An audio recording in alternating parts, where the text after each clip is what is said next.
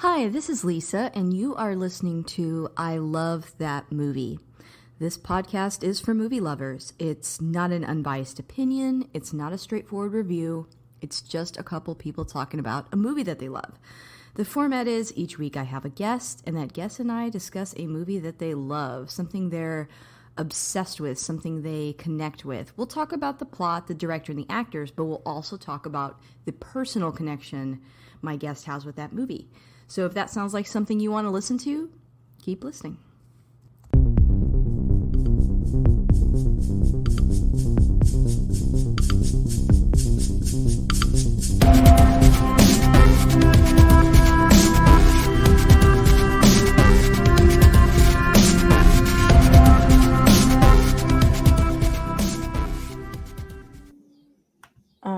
Hi, this is Lisa, and if you want to catch up with me on Twitter, you can find me at ILTM Podcast.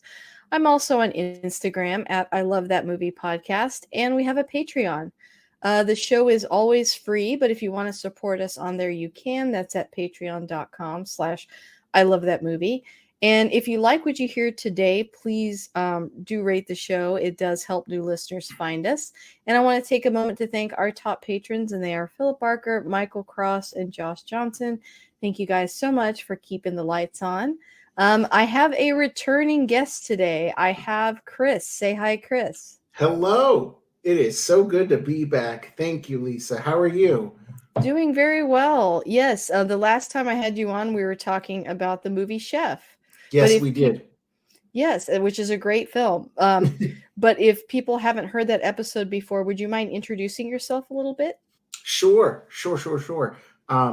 So I'll go brief into what I talked about last time, but I am a higher education professional here in the DFW area of Texas.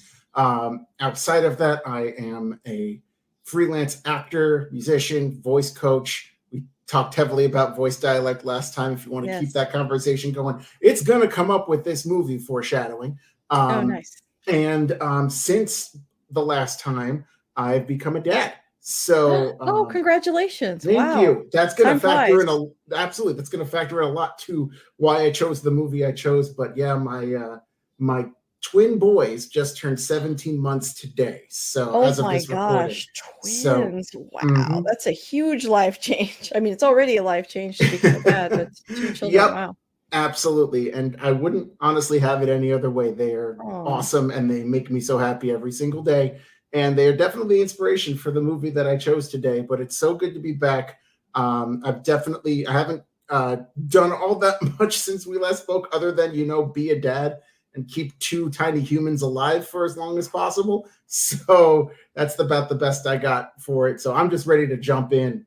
I'm very excited about this movie, if you can't tell. Okay. I'm going to ask a personal question. Do twins run in your family? They don't. Really? Wow. My grandpa's dad was a twin, but that is 4 generations removed from my boys. So wow. I don't think that it would be anything. And it don't run in my wife's family either. It was just kind of a thing that happened. Interesting. Okay. Yep. Well, yes. So my guest usually picks the movie, almost always picks the movie. People always say, can I talk about this? Can I talk about that? And the answer is, if you pick it, then yes. What movie did you choose to talk about today? I chose the Pixar classic from 2003, Finding Nemo.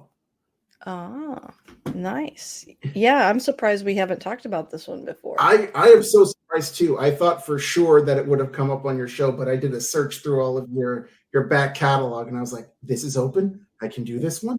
Okay, let's rock and roll. Here we go. Nice. Awesome. I have a confession. I don't think I've ever watched this movie all the way through. Oh man. Here we go. It is a personal favorite of mine, and I didn't think it was until I had the boys.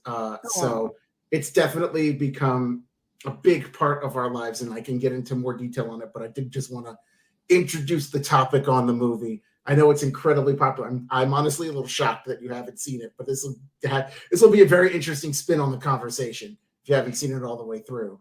Yeah, I really enjoy it. But yeah, I had never seen it before. No, it's definitely, it's one that I come back to every so often. It came out in 2003. I must have been in my teens when that happened. But I don't remember seeing the movie in theaters. I think it was one of those where I was still in my teenager phase of, oh, it's hyped. Even though I love Disney, I got over the, oh, I'm too old for Disney very quickly when I became a teenager. But I was like, oh, this is still too hyped. Let me Oh, be a teenage hipster about a Pixar movie about fish and not go see it in the theaters. And it came out on demand. That this is where at the time when on demand was like the new thing, and so we were always looking to see what was available. And it came out. We got it. I watched it one afternoon with my sister, and I was like, "Why did I wait to see this movie? It's so good." Even as a kid, I was thinking that, and yeah. it's just come into my life more often than not.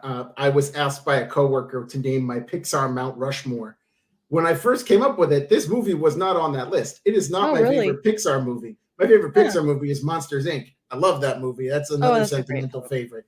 Yeah, it's a fantastic movie. But the more I would revisit it, the more I was like, no, this is one of the most perfect movies that existed. I have a high bar for what I consider a perfect movie.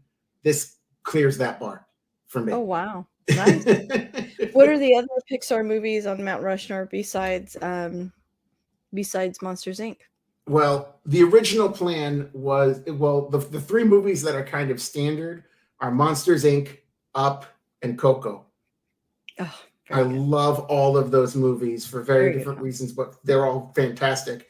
That fourth spot right now, it's Finding Nemo. When I first said something, it was Ratatouille. Going back off of our food movies issue last time, Incredibles made its way in there. Soul, a new one, made its way in there. I love Pixar. Yeah, I I really like love, Soul. yeah, Soul is absolutely fantastic. I love Pixar and I love animation. Uh, it would be if I had the good fortune of coming back on as a guest, I knew I couldn't get too far without doing an animated movie because it is legitimately one of my favorite things, one of my favorite mediums of art and storytelling. I agree. I'm of the belief that animation is a medium and not a genre. So anything can be an animated movie, just like anything can be a live action movie. It doesn't have to be for kids. It doesn't have to be for adults. It can be for whomever it wants to be. And I know that there's kind of a stigma about, oh, this is a kids movie because Disney and Pixar have that more family friendly bend to it. But as we're going to get into, this movie deals with some very heavy topics and very heavy Agreed. things that your average 8-year-old might not quite comprehend as it gets in there. And I think that was a huge gamble for Disney to take, and it paid off big time when they did this movie and when they made this happen. So I love animation. There have been years where I see almost all or all of the nominated films for animation, but none of the best picture movies unless they're animated. That has happened before, where I've seen all of the nominated films that were in the best animated feature category and none or one of the films that was in the best overall picture category. Oh, wow. So I'll do. I did that with the year that Encanto and Luca came out because I was like, I love all these animated movies, but have I seen Nightmare Alley? No, no, I have not.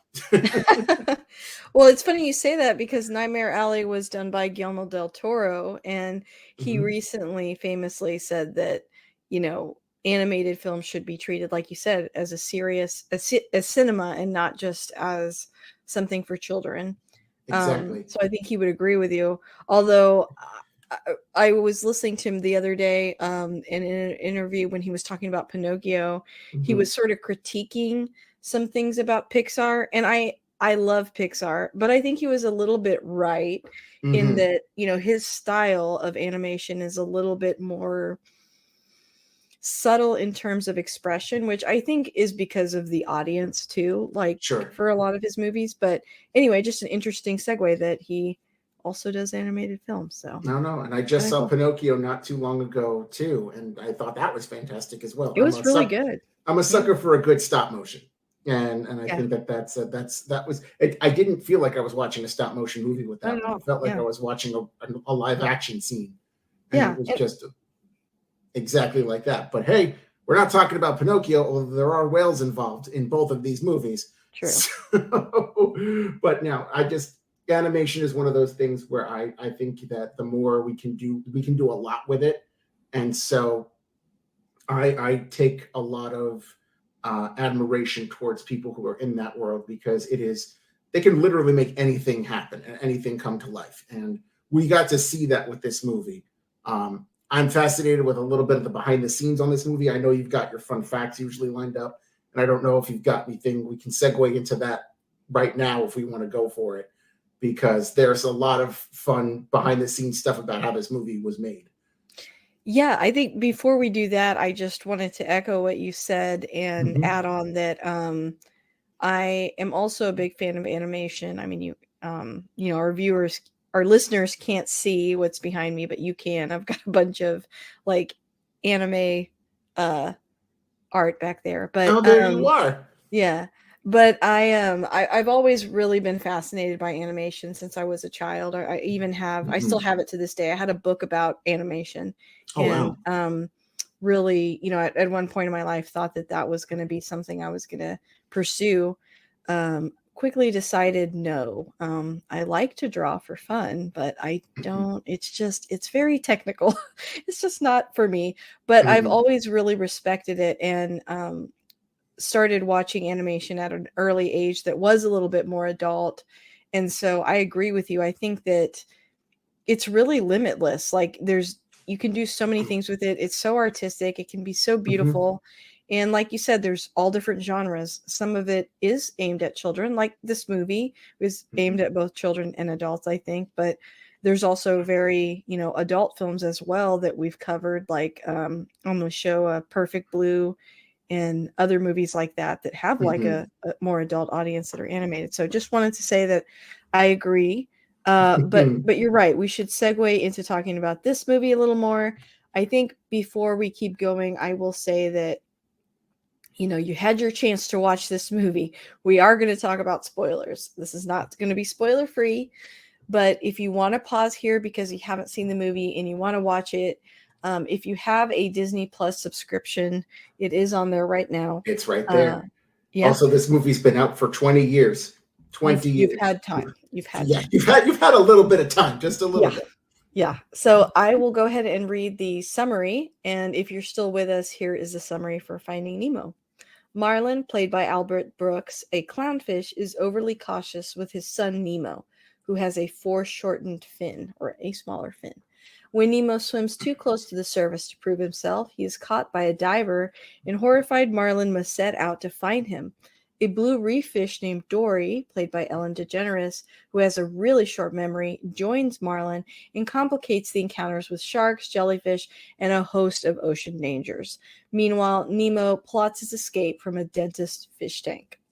That is the most like simplified reading of this plot of I this movie know. ever. I'm I like, think I got it man, off of Wikipedia, probably, I'm to like, be that's honest. that's it's that's it, Succinct. that's it in a nutshell. It's very succinct, but man, in preparing for this, I'm not gonna lie to you, I have no idea where this conversation is gonna go today. Because That's okay. this It's just a conversation, as this I always say. movie, I love this movie so much. My favorite scene in this movie is the movie. It is Oh, one whole, yeah. like, my favorite scenes are the movie. I don't have like one distinct moment where I can pull this is my favorite part, because the whole movie just gives me the biggest smile, the biggest warmth. Oh, it's so good. But to hear it summed up like that, I'm like, okay, we can go somewhere with this. This is good. Yeah. I like it. I think to start with the fun facts, I only really wrote down one. I pull these facts usually from Wikipedia, not from Wikipedia, from IMDb, Mm-hmm. which sometimes you have to take some of them with a grain of salt, but this one I'm pretty sure is true. Mm-hmm. It says that the movie surpassed The Lion King. That came out in 1994. This came out in 2003. It became at the time the highest grossing animated film. Um, Mm-hmm. Apparently, the producer from The Lion King, Don Hahn, called the director of this one, Andrew Stanton, to congratulate him and said, "It's about time," which, yeah, it had been like almost 10 years, basically. Yep. So that's pretty cool. 1994 to '03. That's what it Mhm. was. I don't think I realized it was that big. No, I remember it being huge when I was a kid. I remember the trailer to this day. I saw it in the movie theater. The trailer, which was just a teaser of Dory and Marlin with the light of the anglerfish Oh scene. yeah, It I was remember just that. that. And it Yeah. went, and then like they screamed when they revealed the big scary fish, and then cut Finding Nemo title. Yeah. And I Yeah. remember my dad laughing, and I was like, Oh. okay, like that's pretty cool. And when it came out, you just saw it everywhere, and there were news reports about an over surplus of clownfish getting flushed down the toilet Oh because kids were trying no. to free Nemo. It caused Yeah. like a huge rise in the purchase of clownfish and blue tangs and all those things. And it was probably not the most environmentally conscious thing in the world, which I don't think it was at all. But Yeah. that's like the most extreme thing. And I think people eventually came out and said, stop buying clownfish. Yeah, I think saltwater fish they're very delicate and hard to take care of. Most people probably do not have the knowledge base to take care of them, so they really shouldn't be purchasing them. You That are makes a not lot of wrong. sense. Yeah. Did you have I'll, any quick facts of your own? I want to piggyback off of your fun fact, and we can get into a few more fun facts with as we go through it. But when it surpassed The Lion King as the most or the highest grossing animated movie, Disney CEO at the time, Michael Eisner, who most animation fans kind of scoff at because he wasn't, very good at his job, um, he he thought that this movie was going to fail. He thought that this was going to be Pixar's first big flop. Because who wants to watch a movie about a fish? He famously said. Oh, Um, wow. he didn't know what was coming. And the success of this movie, not only was this the highest grossing animated movie, it was also Pixar's first Academy Award win for best animated feature. The award was only 3 years old at that point. It was the Wow. third time they gave the award away or the award out. First year it went to Shrek. Second year, it went to Hayao Miyazaki's Spirited Away, both of which are fantastic movies in pretty stacked houses. Pixar only had one eligible movie at the time, which was Monsters Inc., which lost to Shrek. Still a little slightly bitter because I love Monsters Inc. that much. But yeah, Toy Story, Bugs Life, and Toy Story 2 came out before they had the award. And I think part of the rise of Pixar helped create that award. But when they won the award, and they grossed so much money and became so popular. Not only did Michael Eisner have to eat his words, the Disney board of directors fired him as CEO so that they can keep Pixar in the fold. Because Wow. Steve Jobs, who was still kind of in the creative head of or the head of Pixar at the time, and Michael Eisner did not get along for obvious reasons, because Michael Eisner was making statements like that and not thinking that Pixar movies were worth it. Mhm. They beat a Disney movie in that season for the award. Brother Bear was nominated with Finding Nemo. Brother Bear is not a bad movie by any stretch of the imagination. I did enjoy it, but you put it up against Finding Nemo, and it's not gonna do anything that Finding Nemo isn't gonna already do. So Yeah. it's Yeah, I think it yeah. hasn't Go had the ahead. longevity that No, it does yeah. not. The merchandising, the quotability of the movie, it stays everywhere. It stays in everybody's mind. It stayed in everybody's mind, and Pixar got really good at that. And it was, I think, also one of the first stories they had that was. Now, I'm not going to say dark, but as serious as Finding Nemo is. It's not. It's a comedy, but it's a lot. There's so much fun in this movie. Comedy, action, all sorts of good stuff. But the heart of the story is trauma getting passed from father to son, and Yeah. they don't and like the movies up to that point are all fantastic. Like the Toy Story movies, the Bugs Life, Monsters Inc. They're all great, but they didn't really deal with loss like that. Those movies start with people playing with toys, and this one starts with the murder of a fish of Marlin's fish wife Coral and all but one of their children. If you think about it, Yeah. that's like some Martin Scorsese shit and not Disney stuff when it comes to it. Yeah, that's pretty true. I think also and I was thinking about this watching the movie. Do you feel like there's an undertone of just broaching the topic of disability? Oh, 100%. I was thinking about it when I rewatched it today. I did not have to rewatch this movie, but I did because I love it that much.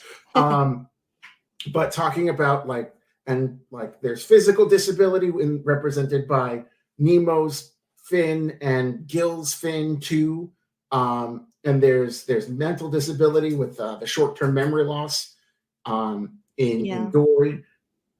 And there's all these different things that are there, and it's definitely subtle. They're not like beating you over the head with it, but it's definitely because I think the focus of the relationship between Marlin and Nemo is more about what happened to the rest of Marlin's family, as opposed to he's got a bad fin and he can't swim that well because of it. That's true. He actually can swim quite well. It's just he's got trauma goggles on when he's looking at his own son because of everything that happened in the first 5 minutes of the movie. Yeah, there's so much in life that you really can't prepare for. But I think after something like that, there's this false sense of, well, maybe if I prepare for the next time. And I think that's what his father's going through. Oh, 100%. It's the performance is so good, and we're going to get into that. There's kind of the things that make this movie so good. It's the animation, it's the visuals, it's the writing, and it's the casting. It's the voices. All of them come together. That's the elements of any good animated feature, any good movie, to be honest. The visuals, the writing, and the performances. But man, there's not an ounce of fat in this whole movie when it comes to any of those things. Totally agree. I get so overwhelmed thinking about it because it's just so good. And it was going to be a lot different. This goes into another fun fact I found. I was only able to find one casting difference from start to the finished product, because this movie, they started working on it in 97. So it took them 6 years from pre-production to release. And Marlin was not originally Albert Brooks. He was originally voiced, and they voiced a lot of his dialogue already by William H. Macy. Oh, he's one of my favorite actors. I really like him. But he's great. Yeah, a different vibe for sure. He's a very different vibe. And the vibe that he was giving was a little too dramatic for this movie. Even though Marlin can be considered a dramatic figure, there's still some lightness to it. They let you know, yes, I'm doing the things I do in this movie because I have trauma, but it's also it's funny until it's not. And I think Albert Brooks walked that line a little bit really well in that case. I can't speak for William H. Macy. I've never heard his performance, but the director states that when they recast the movie, it saved it. It was Albert Brooks saved the movie. That was a direct quote from Andrew Stanton.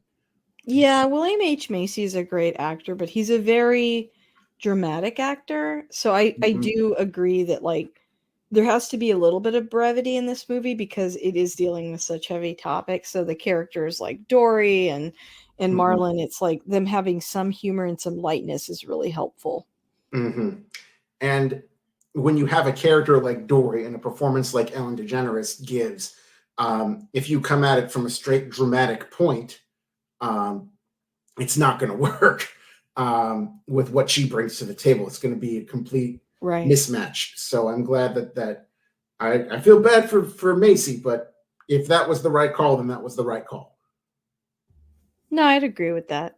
What do you want to talk about next? Are there more castings that you want to speak That's on? the only one I got. Like everyone else was pretty set. This cast, though, it's wild who's in this movie. It is interesting for sure. It is wild to me because it's a nice mix.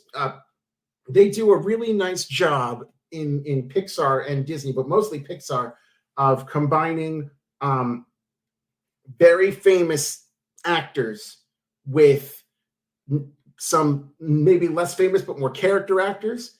And also they give a lot of the animators that work for Disney and Pixar a shot at doing some of the vocals. Like Bob Peterson, who directed Up, or maybe not directed Up, but he definitely wrote Up, is the voice of Mr. Ray, the teacher Stingray thing. And Joe Raft, who's like a big animator there, was the voice of the shrimp that likes to clean things. Jacques, I think his name is. But then you've got obviously Albert Brooks, Ellen DeGeneres, those are the most famous names that they carry the whole movie. But then you've got in the tank just alone Willem Dafoe, Allison Janney, and Brad Garrett. Oh, wow. Willem Dafoe plays Gil. That's Willem Dafoe. Yeah, his voice is very distinct. I mean, it's like you're like, oh yeah, that's definitely Willem Dafoe. Fresh off the Green Goblin, and one of the scarier performances I've ever seen in the first Spider-Man movie.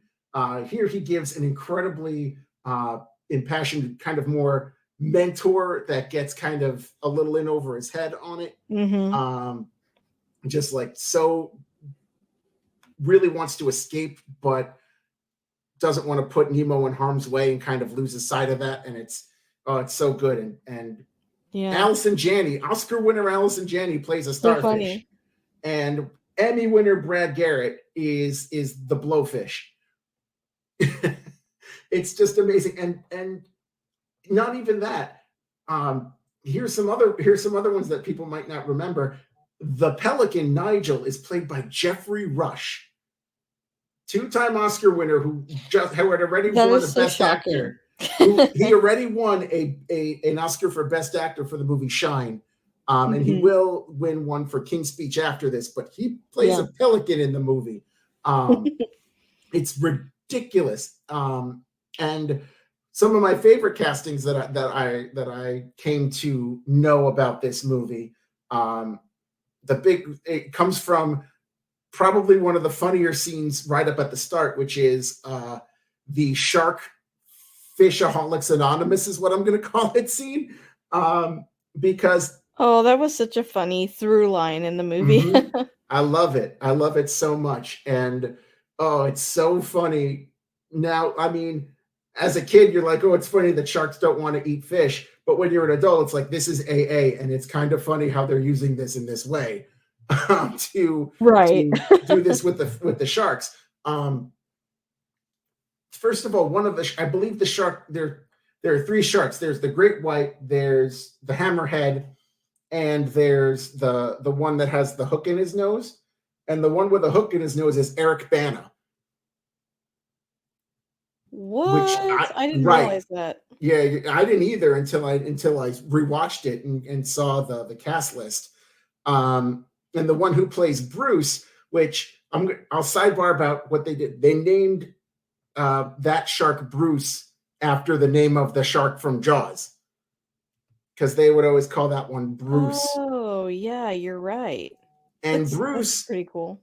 And Bruce, that was a nice little fun thing. But Bruce himself was voiced by I don't know how many people would know who this person is, but his name is Barry Humphries, an Australian actor and comedian who was best known for playing the character Dame Edna.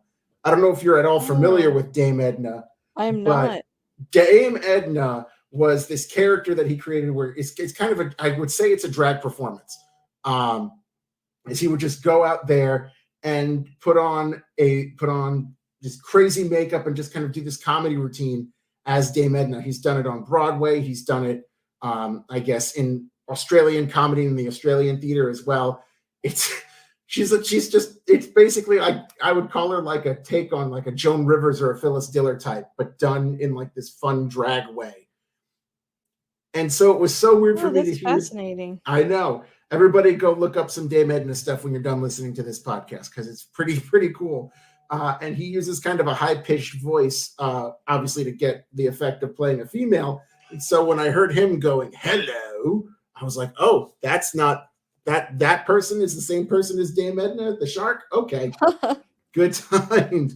But no, the performances given across the board are just so good with this cast. And some of the more fun ones, like this is, I think, one of the films that kind of cemented John Ratzenberger, who most folks before this would know as Cliff from Cheers, as the good luck charm of Pixar, in that he's appeared in almost every single Pixar movie that has ever been made. Oh, interesting. Oh yeah, he and sometimes it's just bit parts. Sometimes he's got a supporting cast, but he's done it every single time. The first 4 Pixar movies, he was Ham. In the 2 Toy Story movies, he was P.T. Okay, I do recognize his voice then. P.T. Flea in Bug's Life and the Abominable Snowman in Monsters Inc. And now he's just playing a school of fish that really like charades. Oh, okay, So okay. Yeah, that voice definitely sounded familiar. it shows up all the time, and it's fantastic. Not only that, probably one of the more memorable performances in the movie is not made by someone who's primarily an actor. Crush is voiced by the director of the film itself, Andrew Stanton.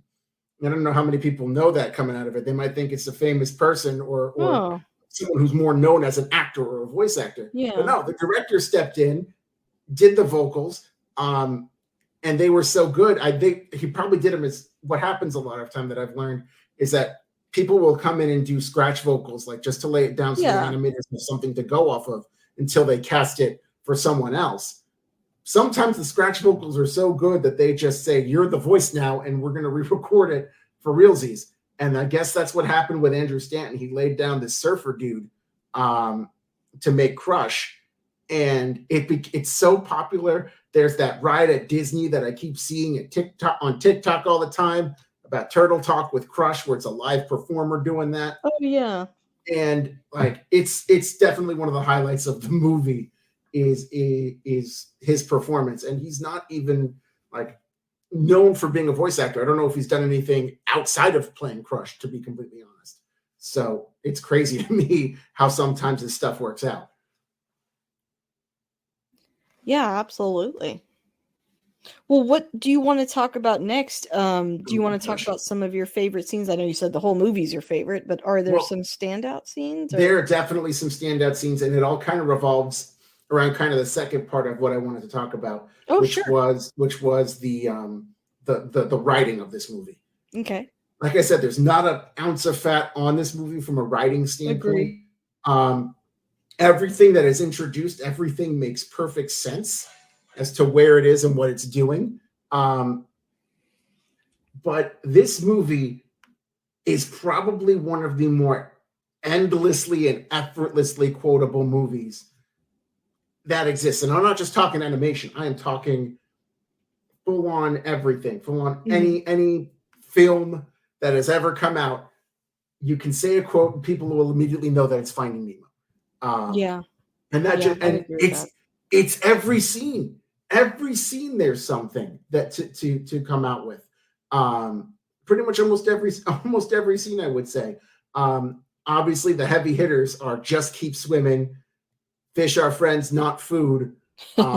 Which that's always a fun little classic. Yes. The one I'm seeing on TikTok a lot is the "You so totally rock, squirt." That one coming in there, the "No eating here tonight" dance. Oh, I could keep going. The one that I always forget that I say is after they get lured by the anglerfish and they see what it is, and Marlin just goes, "Good feelings gone," and then runs away. Also, I can't even. He touched the butt. I can't. There are so many, and I can't even just. Oh, the bubbles. And for the longest time, unironically, as an adult, anytime that bubbles would happen, especially if I'm around kids, I would have to go bubbles numbered by bubbles off of that performance. That's Stephen Root, by the way, who most folks know from a lot of animation, but also as I can't remember the character's name from Office Space, but the one who really liked the red stapler. Milton. Milton, yes.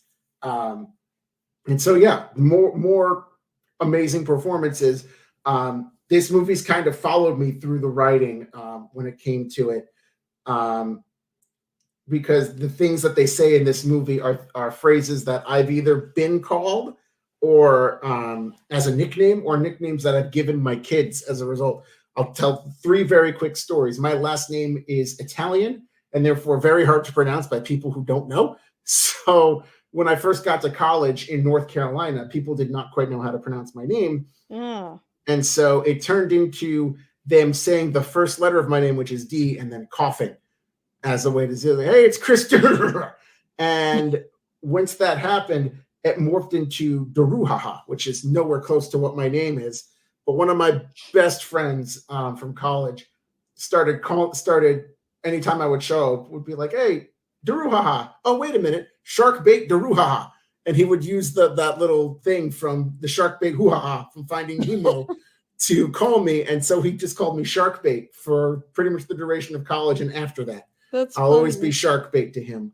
And like I said, I use it for my sons. One of my boys has a very squishy face when he first appeared to the world. And so we immediately just started going, I will call you Squishy and you will be mine and you will be my Squishy. So his nickname has been Squishy for the longest time. And his brother, cute. Yep. Yeah, that's a good one. His brother has a very, let's just say, sometimes negative disposition. He tends to cry. He tends to be a little bit more on the pouty side. And as soon as that happened, my wife immediately would look at him and go, "Hey, Mr. Grumpy Gills," exactly like is in the movie. And so his nickname is Mr. Grumpy Gills. So we have Squishy and Mr. Grumpy Gills, That's and so cute. their dad Shark Bait, and their mom who also has short-term memory loss, and therefore we just call Dory. Oh, that's great. It's the whole family. The whole family's Finding Nemo. It's and I don't think that it would mean that much if coming from maybe another movie or if the lines weren't as good as they are in this movie. And you can just pull it out of nowhere. I can't tell you how many times I've been in conversation, and this just might be me as a person, but I've pulled like so many just out of references, out of thin air, just based on whatever we're talking about. You could basically do that for the whole movie. I haven't even talked about my favorite running gag yet, which is the seagulls. And just yeah. my. That's so good. They're so good. And it's exactly what seagulls are, because I grew up on a coastal town in New York. Oh, okay. And I was seagulls are about to rats. ask you that, Chris. I'm like, you say you're here in Dallas. You definitely don't sound like a Texan, so. No. That's also the voice coaching came into that a little bit. But no, I'm a native New Yorker, and I grew up on the beach, and seagulls are rats with wings. And they will dive bomb anything that remotely looks like food, even if it's in your hand. So just the fact that they were able to get all of that was beautiful, was brilliant with the writing. And the writing is not just with the jokes and the quotes, because there's plenty of them, but the writing also sells the point of the story. We haven't really talked story that much, but the story of this movie, of really, and the conflict of this movie, of Marlin figuring out that he's basically smothering his son for nothing the son did. It's all things that happened pre the son's birth, pre Nemo's birth. But Nemo is the unfortunate beneficiary, for lack of a better term, of this very intense treatment and very worrisome treatment by Marlin, because, as he says, he doesn't want to let anything happen to him.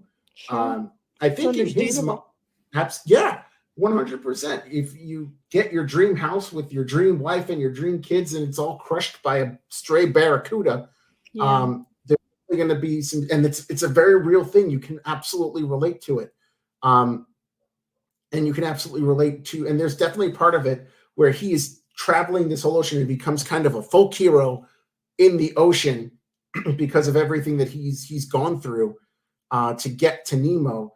That even though he really shelters his son, he would do absolutely anything for him, and it's shown in this movie.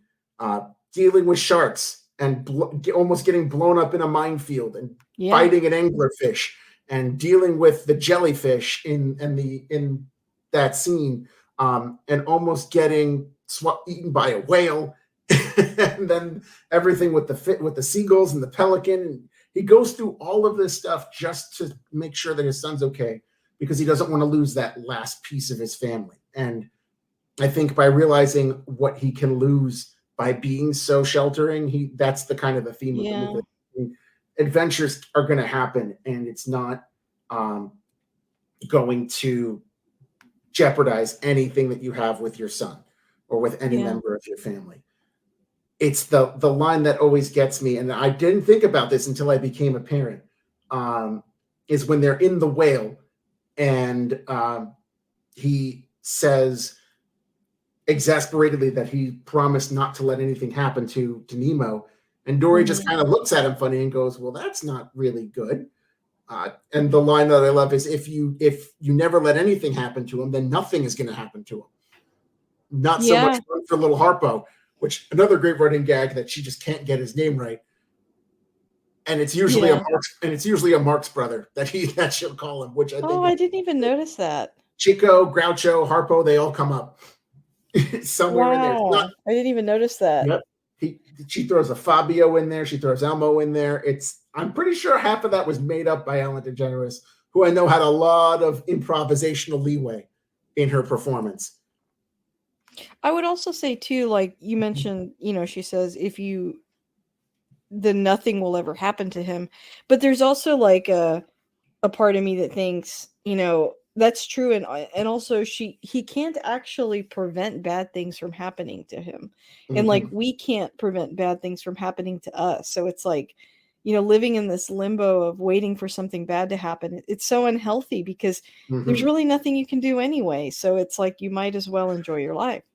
Absolutely. Just everything from when Nemo wakes up his dad by screaming, first day of school, to when Nemo gets taken, exemplifies that point that you just made incredibly well. I mean, he's just a nervous wreck the entire time. And he blows up, like every little touch, every little motion gets turned into like the fish equivalent of a car accident every single time. And I love seeing this journey throughout the movie. Even though it's called Finding Nemo, you would think that means Nemo's the main character. No, Marlin is the main character of this movie, and it's his journey that we're watching, that we're going through. Very true. I Yeah. think I did have the impression it was about Nemo, and you're right. It's really more about his father. And don't get me wrong, Nemo is still a pivotal point in the movie.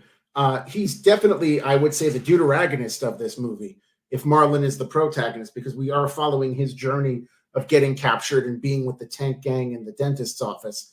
But it's for him, it's, I guess, figuring out, okay, this is what support looks like. I may not be able to get it from my dad, but I'm getting it from these people that have basically adopted me.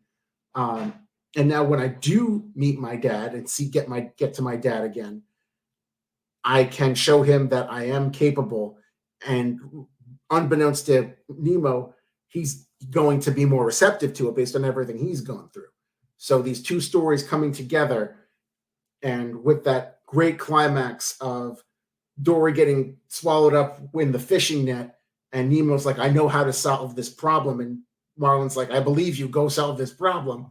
Get everybody to swim down and just keep swimming. He's able to trust his son, trust Dory's lessons that he learned along the way, and it works. And he actually doesn't do very much in the climax. He just tells everybody to listen to his son. Yeah, that's very true. He's I, shifting that ownership over to his son for sure. Absolutely. This the way that the story's laid out. We're bouncing around here. Oh, that's fine. I tend not to think very linearly when it comes to this movie, because again, it all kind of comes together for me. And I think probably the best example of that is in, again, the writing, and it's a monologue that happens kind of toward the end of the movie. And I think you know where I'm going with this. Yeah. It is a monologue by Dory after Marlin thinks that Nemo has died, because he's playing dead in the dentist's office. And Dory just unloads everything that she's feeling, because again, she's a great character in this movie. I did think in that moment when he gave up that he was being a little bit selfish. Like everything Dory did for him and with him, it was like, oh my gosh, you're just going to abandon her? No. Exactly. But it didn't come off as don't leave me, to me, or like the clingy kind of don't need me. It really tugged on my heartstrings. I'm a big movie crier.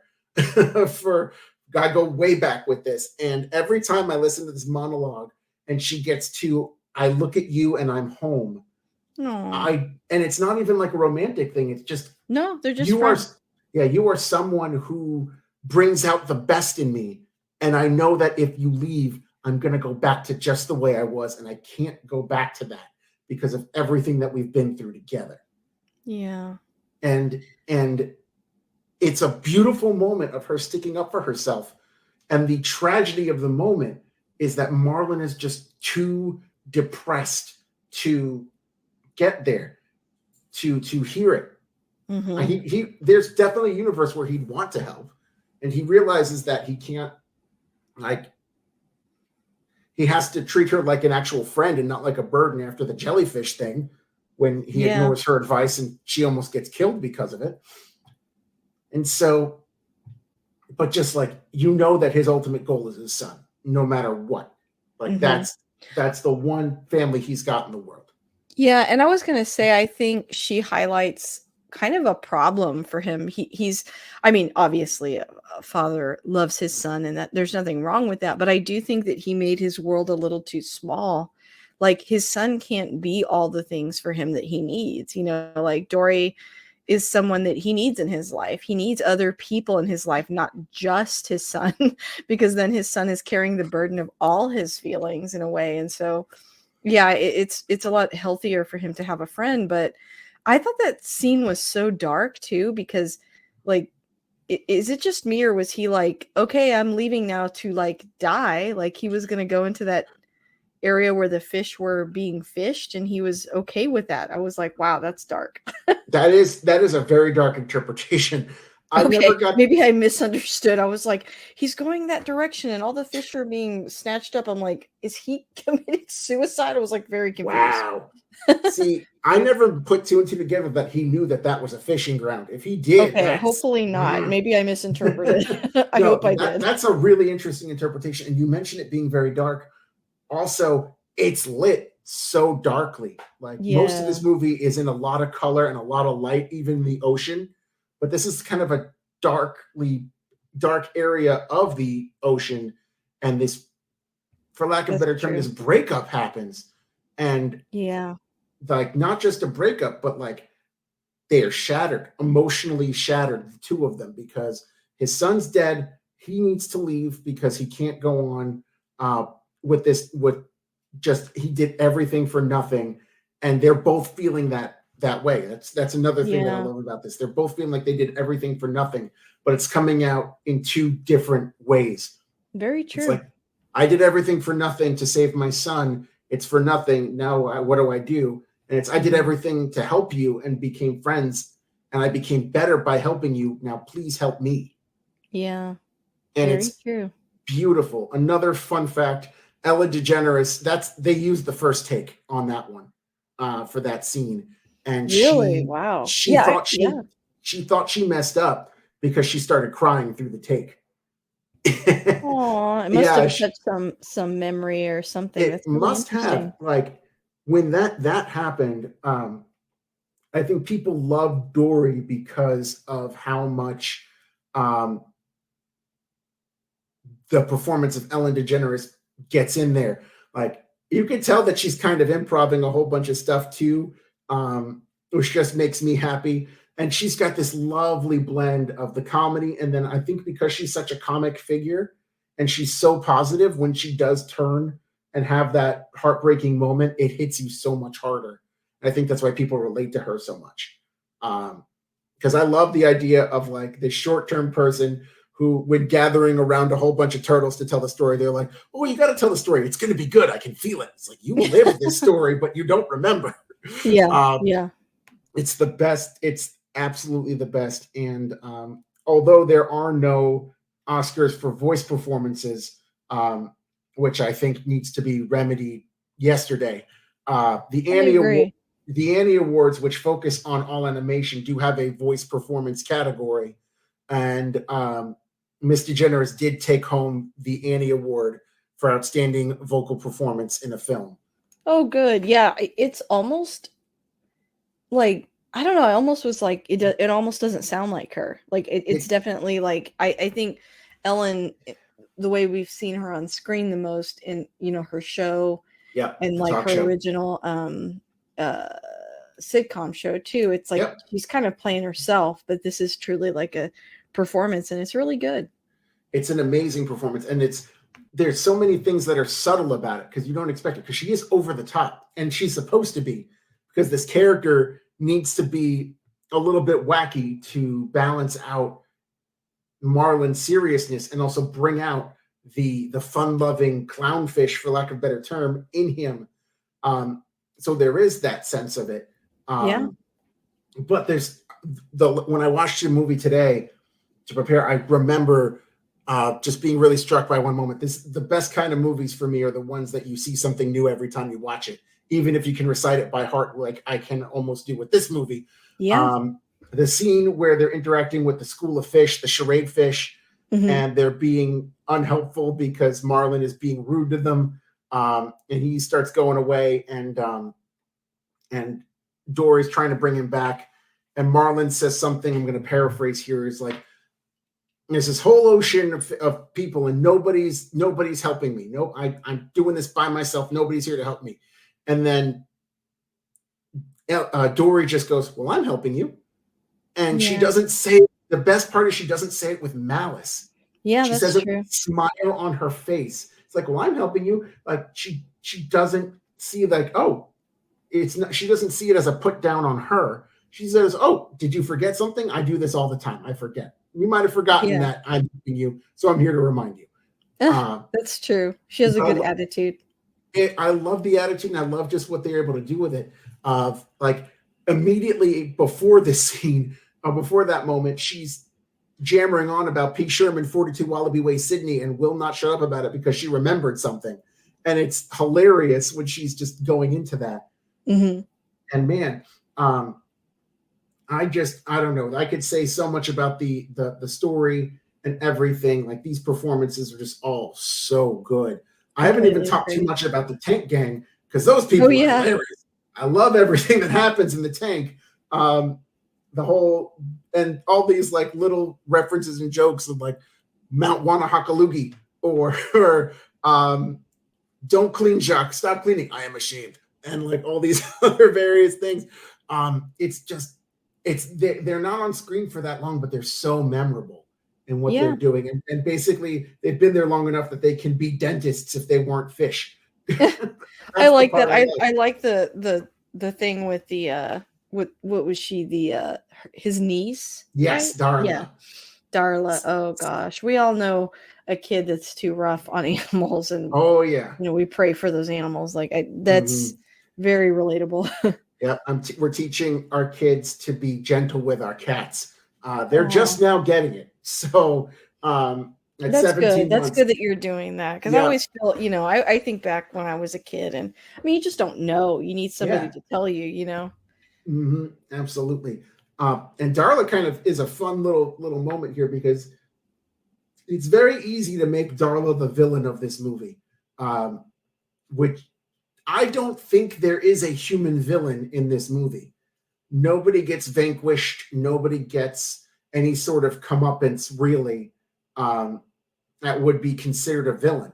The closest things to the villain of this movie are Darla, who doesn't know any better because she's a child, and the dentist who takes Nemo to begin with, but he just thought he was saving a fish from being stranded out in the ocean. He thought he was being humanitarian about it. But everyone else saw him as a monster who stole Nemo. Yeah, but that's true. He doesn't really have a bad motive. I think that the struggle is more internal. Oh, 100%. The struggle is with Marlin having to get his son back and feeling like, how could he let this happen? And then coming to realize, oh, like we just talked about, I have to let my son be a kid, and I have to let him fight his own battles, lose every once in a while. And for Nemo, it's, I can do these things, even though I have a lame fin, for lack of a better term. Yeah, and an overprotective parent. I can very much relate. My parents were very overprotective, but they loved me. They did the best that they could. Of course, and that's all that it is. And you see that with Nemo. The last thing he said to his dad before he gets captured is, I hate you. And it kills him that he said that. Once he realizes that he's away from his dad, and all the tank fish try to help him out, he doesn't think that his son or that his dad will ever want to see him again because of what he said. And it's a beautiful thing. Like, how many times as kids ourselves or kids that talk to us say something really mean, Yeah, that they that they regret. completely regret, but they don't understand that we know that they're not saying it in their true voice, that that's not really how they feel. They're just doing it out of anger or out of worry or out of something Yeah. else. Although I would So argue that parents, they know that, like, with their brain, but with your heart, I mean, it's still painful for your kid to still say something painful, like that, I'm sure. still absolutely painful to hear and to go with when it comes to that. Yeah. You're absolutely right. But I think that it's that the internal struggle, and the best moment that exemplifies that internal struggle is with one phrase that's repeated twice in the movie, to two different people, which is, "You Mhm. think you can do these things, but you just can't, Nemo." He says it the first time to Nemo and the second time to Dory, even though he calls her Nemo, because he Yeah. realizes just how overprotective he's being with this whole whale business. Because he doesn't, it's another thing, because of what happened to his family, he doesn't trust anybody else. He barely trusts Yeah. Dory to get him to where he needs to be, because of the short term memory thing. And he can't, all he can think about is this whale's going to eat me, not that this whale is going to potentially save my life and bring me to Sydney, Mhm. which is what winds up happening. So again, Dory is so needed. She's such a good character because she balances out and I love the moment too when the water is draining out of the whale's mouth. It's like it's getting half empty, and Dory just goes, "I think it's more half full." And you're like, Yeah. that's them right there. That's the characters. Yeah, Oh, that's so good, and so true, it's like, it is about perspective too. mm-hmm.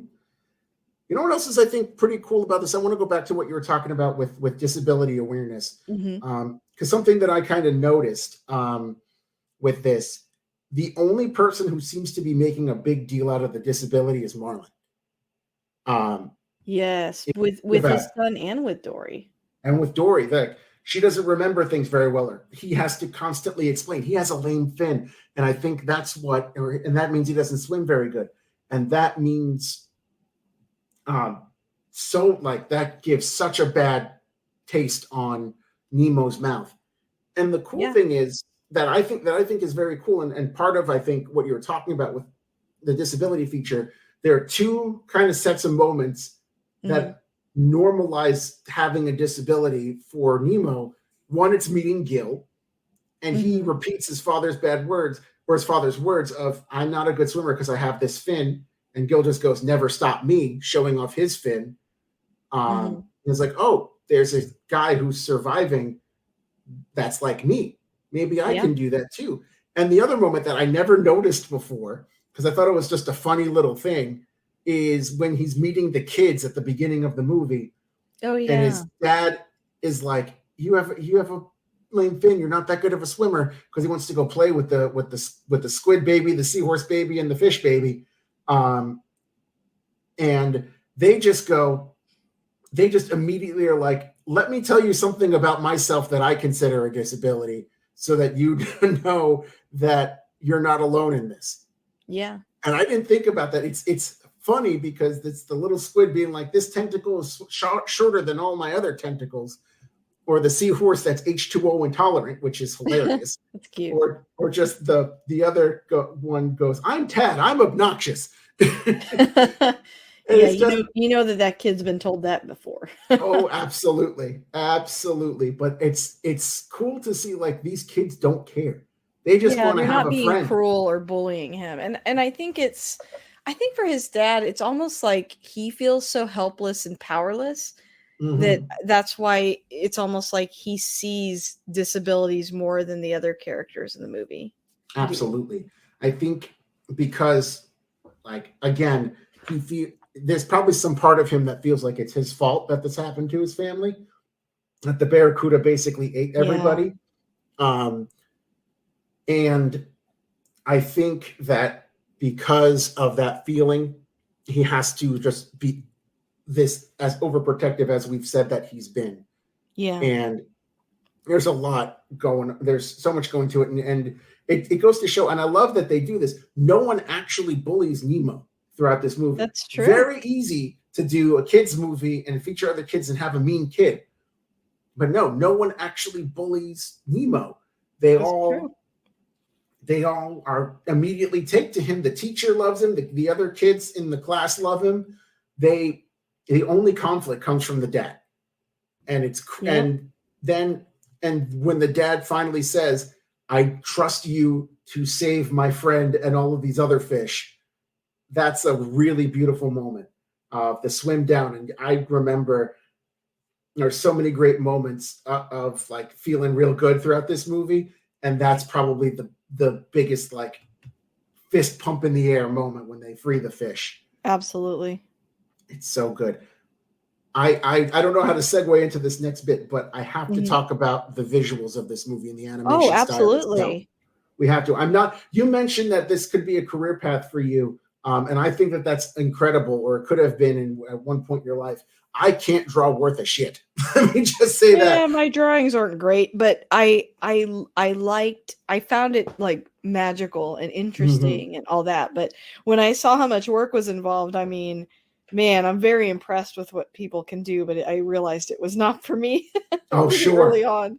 That makes perfect sense. I definitely, as a kid, skewed more to the story and to the voice acting. I've always loved voice acting. Oh, Um, nice. it's been a passion of mine. One of my favorite things to do is to, like I did at the start of this episode, is tell people really fun facts about shows that they like that are animated and who voiced what Hmm, in other things they've done. Because it's always so fascinating to me how much range voice actors have, but then you don't think about absolutely. how much range animators have too. Um, and this doing this, it might seem incredibly basic now compared to what we have 20 years later, but at the time, doing an entire movie in the ocean was seen as a massive undertaking and a massive risk to make this happen, Really? Huh. because it was Didn't think of because that. and doing a movie not just in an ocean but computer animated in an ocean, completely done via CGI computer stylings. Like obviously the Little Mermaid exists and other movies have had water scenes, but to be able to create a realistic portrayal of the ocean was like huge. No wonder it took 6 years for them to make this movie, because it was insane how much they had to do. And if you look at this movie compared to like Toy Story, where everything Yes, kind I thought that too. mm-hmm. You're speaking or you're reading my mind. Go ahead. Sorry. Okay, no, go for it. I want you to talk about this. I talk enough about this. So No, no, you're good. I agree. I noticed that there's a big difference between this movie and movies like Toy Story. Like there's a mm-hmm, lot it's a lot more expressive, and I had even read mm-hmm. that the water looks so realistic they actually had to like tone it down Yeah. because it was like jarring to see like the animation of the movie compared to how good the water looked. Mm-hmm. They're still like, it is incredible just how they're able to infuse the ocean elements and all the colors and all of the movement in there, in different moments. Again, like we talked about, darkening the atmosphere for that very emotional breakup scene, but then the rest of most of the movie being very light and colorful, um, and just all of that goes into it. It's amazing. And Toy Story came out in 1995, so 8 years between that release and this release, and we get this movie and how good this movie looks. And not to say Toy Story looks bad, it definitely looks crude though compared to what they do in Finding Nemo. And I think a lot of that is because Pixar still, with computer generated animation, human figures are like the toughest apparently to get, and to figure out. So Yeah, it does seem mhm, that way. You know, like I remember like older video games and stuff, or even like, you know, the Polar Express. There's like this eerie creepiness and woodenness yeah, sometimes in hmm, their faces. You can tell it's hard to do. sure. And like the few human characters there are in this show, they look okay, but again, they're not on screen for very long. We don't have to deal with Yeah, them very feels much. intentional. Yeah. Yeah, I would imagine so, because when you get something like Toy Story, where Sid and Andy's mom are big parts of the movie, and you just see Sid basically looking like a puppet, like in the way he's Yeah. animated. And then you get Finding Nemo, where everything just looks so smooth and the motions are not choppy at all. And they're animating like thousands of things at once, like especially in scenes like with the charade fish, or a scene that we haven't talked about yet, but I love so much, the scene in the EAC, the East Australian Current, all those little individual bubbles going by the turtles and them. And then when they do their exit and they go through that swirly world, that swirly like vortex to get out, and it looks like a water slide. It's and just how they're able to give that movement and give all of that is crazy. Just some of the things that they do, it was mind blowing at the time. In our current 2023 movie going eyes, it doesn't feel like that big of a deal, but at the time, this was groundbreaking. People never saw anything like that. Yeah. Well, I think it holds up really well, like you said, though. Oh, 100%. Like the animation absolutely holds up. Even the human animation, it's not perfect, but it's light years better than, no pun intended, light years better than what they did in Toy Story. For what they could do. The one scene that I remember watching this last rewatch that really struck me in the visuals also, in addition to the current scene, was when after the Shark AA meeting and they accidentally set off a whole bunch of mines, to do explosions underwater like that, like all the frenzy of that scene and all the timed animation, like setting off explosives in a live action movie is a very risky move because you really sometimes only get one shot to do it. But I can't even imagine what it's like to animate all of that too. Oh, I'm sure. Yeah. And then they throw story in there because this big explosion happens. It turns into like a little bubble that appears under a pelican, and another pelican thinks he farted and then runs away. And it's hilarious. It's one of those things. It's like there's mood whiplash in this movie, but it's not jarring. It's like it's sad and then it's happy, but it's all like, and it's intense and then it's funny, and it all fits together perfectly. I just can't even say anymore. I can keep going if we need to, but man, this is one of those movies where you can just really see how much effort went into it. Yeah, absolutely. Mm-hmm. Well said. Yeah. Oh man. And the good thing, the interesting thing too, like this movie had a couple of effects. The environmental effect we talked about, the business effect we talked about. That's true. But another business effect was, because this movie was so popular, other studios were like, well, we got to make our own fish movie. That's true. I didn't even think about that. There are so, like, between like the mid 2000s, a whole bunch of fish movies came out. Shark Tale being one of them. And a whole bunch of others that don't come to mind with the titles of them, and there's probably a reason for that. But yeah, like Shark Tale is fine. It's not Finding Nemo, but it's fine. I don't think I've ever even seen that. No, I mean, I think Martin Scorsese plays a gangster shark whose son is Jack Black. I don't know. It's a thing. I think that's what happens. I don't quote me on that, people. I don't actually remember this movie from when I saw it like over almost 20 years ago. But it goes to show, like, people saw the popularity of this movie as, oh, it must mean people like fish movies. Let's make a fish movie. It's no, people like this fish movie because of the story that like good stories. And I firmly believe that this is the movie that basically created the Pixar effect. That even though Toy Story and Bug's Life and Toy Story 2, Monsters, Inc., all those movies are fantastic. I love all of those movies. This is the one that really made people stand up and take notice about what Pixar is capable of. Yeah. And they went on an amazing run after that. That hasn't really had too many missteps, maybe a couple. Agreed.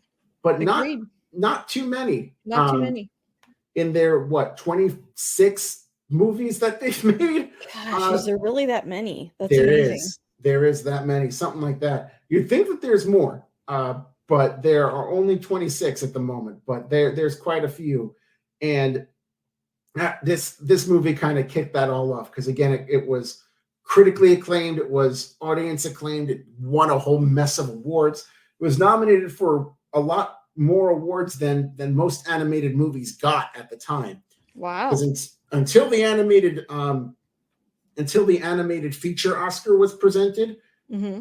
really, if you think about it, the only times animated movies were nominated for anything was because of the music. Oh, that's a Either good point. either score or original song. Most of Disney's Hmm. Oscars come from the song, and come from the score. Like Lion King won Best Score and Best Song, just as an example, and others have done that. Beauty and the Beast was the first animated movie ever to be nominated for Best Picture in '91. And people Wow. thought that it should happen to Finding Nemo. Didn't happen, but they got original screenplay nominations, Mm-hmm. which very rare for an animated movie to have that. And I believe Yeah. visual effects and nominations, completely deserved, first of all, Yeah. for all of that. But yes, Wow, that's interesting. I mhm. don't think I even realized how new that award for animated features was. It's only been 20 years old, if you can think about it, if you can Wow. comprehend that.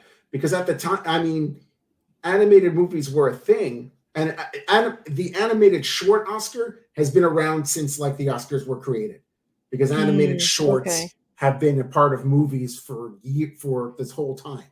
All right, so that's that's always been there. But the feature, like the first feature film animated movie, was Snow White and the Seven Dwarfs in 1939, and it took us until 2001 to get an Oscar to recognize these movies, because Wow. again, Disney kind of had the lock on it, and with other studios like DreamWorks coming out in the 90s and Sony getting into the game on those things, it created a little bit more competition. And of course, the anime element too, Mm-hmm. um, like Spirited Away and Akira and Howl's Moving Castle, and all Sure. those movies coming in. It's like that they created a space where like this has to happen. Yeah, Um, I agree. and the Academy Award Committee kind of moved slow on it. I'm still waiting They did. for my voice acting Oscar, like I said, because my gosh, it needs, like, especially at this time, Yeah. people were calling for um, Albert Brooks and Ellen DeGeneres to get nominated for Oscars for acting. So like Yeah, their I can see performances that. were that good, and we've talked about just how good these performances are and just what they're able to do with them. Mm-hmm. So, and it shouldn't surprise you that that was the feeling at the time. Yeah. No, I'm in full agreement. Yep, absolutely. Oh, I could seriously, we can go for another 3 hours, and I would not slow down. That's awesome. I love that. Well, is there anything tonight? I can't promise you 3 hours, but is there anything that we haven't touched on tonight that you wanted to dive into? um, I really think we've kind of covered most of it. I do also, just for a couple of fun facts. Mm-hmm. They were, before Finding Dory became the official sequel of this movie. Mm-hmm. They were, I did read that they were bandying about some other ideas for a Finding Oh, Nemo really? 2. And most of those ideas involved what would happen if some of Nemo's siblings survived Oh, the I kind of like Barracuda that attack. actually. Hmm. Like I know there was one treatment where one fish makes it, and the story is that Marlin just basically switches all of his attention to the new fish, and it makes Nemo jealous. Mm. Oh, So, okay. I could see that. so that's an interesting deal. And no, they went with the giving kind of the beloved side character the spotlight, which I honestly think worked. I know people tend to like, maybe not poo-poo Finding Dory, but maybe don't hold it in the same esteem as Finding Nemo, which it doesn't need to be. Yeah. Um, it's very difficult to meet or surpass the what Finding Nemo did, but having another movie in that same universe featuring this character, digging into the backstory a little bit more, I think Mm-hmm. was pretty cool. I liked it. I thought it was a great movie.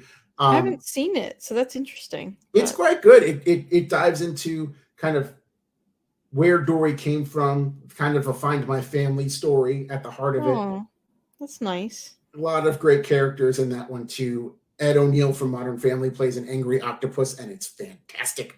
So That's it's just great. it's great like that. And I also read that for Finding Nemo, for the original, they were going to kind of, you kind of show what happened to Coral and the rest of the eggs in flashbacks, as opposed to have that scene taking place at the front of the movie. Mm-hmm. But it felt like it slowed the movie down to do it like that, and Oh, okay. they wanted to show why Marlin was the way he was Mm-hmm. early. They wound up taking Mm. the idea of telling the backstory through flashbacks for Finding Dory. And so as she Oh, okay. remembers things in this movie, that's when those backstory moments come out. Ah, okay. Okay. So they're able to say, I don't think this idea works here, but it could work for this next one that we want to do. And that just Yeah. goes to show the creativity and the absolute attention to detail that this movie does. Like, I don't know what all they did to create this world, but I know, like, for other movies, they'll like go do the things that their characters do in order Mm-hmm. to figure out how to animate it, or get Dancing with the Stars dancers to do a whole flamenco scene so they can animate the ending dance from Toy Story 3, or or things like that. Interesting. Like Yeah, yeah. Pixar, They're the experts. they leave no stone unturned. Andrew Mm-hmm. Stanton is a great director of this movie, and again, a fantastic voice for Crush Yeah. too.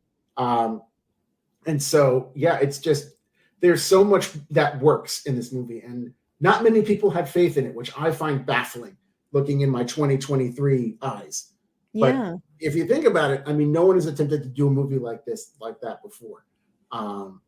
And I would say, and I'm sure other people would too, that it definitely paid off completely.